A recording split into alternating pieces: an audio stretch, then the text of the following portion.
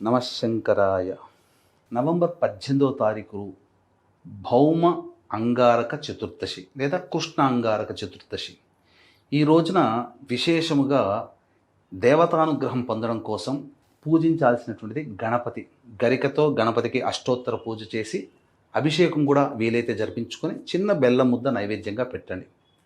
తరువాత దేవాలయంలో ఈశ్వరుడికి కానీ, భైరవుడికి కానీ, శనైశ్వరుడికి కానీ నువ్వుల నూనెతో కనుక అభిషేకము జరిపించి నీలిరంగు పుష్పాలు, నీలిరంగు చామంతి కానీ, శంకు పుష్పాలతో కానీ ఆ దేవతల్ని అర్చన చేసిన లేదా గన్నేరు పూలతో అర్చన చేసిన ఆ పరమేశ్వరుని యొక్క దివ్య అనుగ్రహం సంపూర్ణంగా కలిగి మీకున్నటువంటి దారిద్ర్య బాధలు, దోషములు, జాతకరీత్యా అన్నీ కూడాను తొలగిపోయి ఆనందకరమైనటువంటి జీవితం మీకు కలుగుతుంది.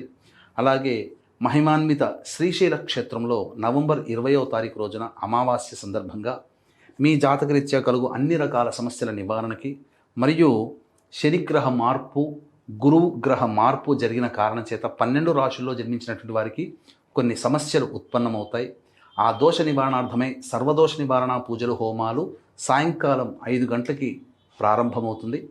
ఈ కార్యక్రమంలో నమోదు చేసుకున్నటువంటి వాళ్ళకి శక్తిపాతము చేసినటువంటి కరుంగలి మాల ఇవ్వడం జరుగుతుంది. అవకాశం ఉన్న వాళ్ళు స్క్రీన్పై కనిపిస్తున్నటువంటి నెంబర్కి కాంటాక్ట్ చేసి మీ గోత్రనామాదులు నమోదు చేసుకోవచ్చు.